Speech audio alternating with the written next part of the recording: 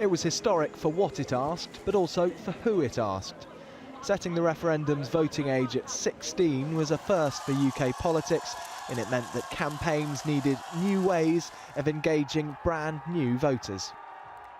This is Claire, Emily and Victoria, or as they're known on Twitter. And these first-time voters did a lot of their decision-making online. My opinion's definitely been heard through the means of Twitter and Facebook. There was no escaping it. Every status, every tweet was all about the independence referendum. You can learn more just from scrolling down your Twitter feed than you can from looking into an article, I would say. The referendum was a huge social media event. There were more than 10 million related Facebook posts in the past 5 weeks. On Twitter, more than 2.5 million tweets on referendum day alone. And after the result was announced today, more than 5,000 tweets a minute.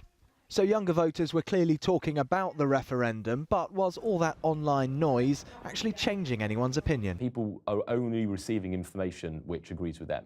Rather than kind of everyone freely debating and throwing stuff around with each other, what you've actually seen is the kind of emergence of kind of two clusters of opinion, which actually haven't had much to do with each other.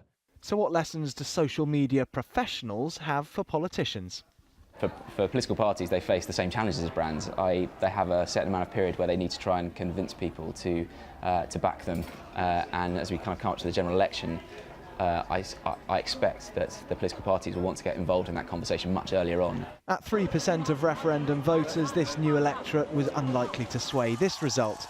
But the group having their debate online is going to get bigger and more powerful, one election at a time. Dominic Reynolds, 5 News.